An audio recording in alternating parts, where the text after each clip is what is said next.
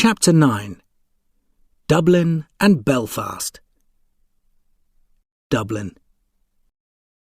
Dublin is the most important city in the Republic of Ireland.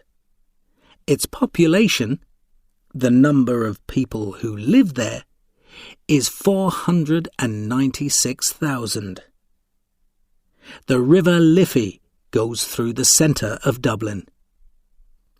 Some people say that Ireland's famous black beer, Guinness, is water from the River Liffey. But it is not true. But you can walk beside the river and drink Guinness in a pub when you are thirsty. One of the most beautiful buildings beside the river is the Custom House. There is a nice walk along the river from the Custom House to the O'Connell Bridge. North of the bridge is O'Connell Street. Here you can see the post office, famous for Easter Monday 1916. Not far from here is St. Mary's, Dublin's biggest Catholic church. South of O'Connell Bridge is Trinity College, Ireland's oldest and most famous university. In here, you can see Ireland's oldest books, like the Book of Kells, which is 1,000 years old. The beautiful Bank of Ireland is opposite Trinity College. Ireland's first Parliament was in this building. Near Trinity College, you can see the famous statue of Molly Malone.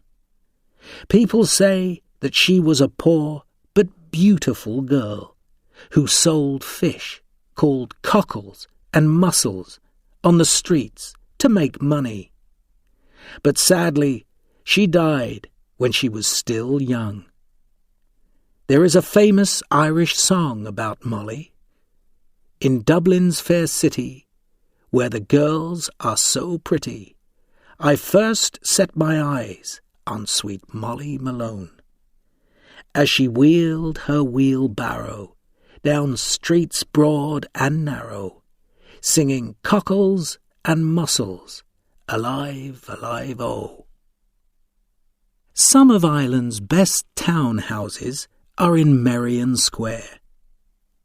Many of Ireland's most famous writers, soldiers, and leaders lived here. They walked and talked in the small park in the square, or in St. Stephen's Green, not far away. Between Merrion Square and St. Stephen's Green is Leinster House, the home of Ireland's Parliament today. Dublin also has Phoenix Park, one of the largest parks in Europe. Ireland's president lives here, in a house called, in Irish, Áras an Uachtaran. Not far away from the Phoenix Park is the old Kilmainham prison. Here, visitors can see how some of Ireland's most famous men and women lived in prison. Dublin is a city of theatres, music, and fine shops too. And there are dozens of pubs, big and small.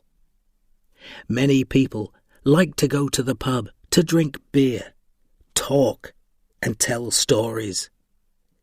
For example, there is a story about a visitor and an Irish farmer in the country. "Excuse me, can you tell me the way to Dublin, please?" the visitor asks.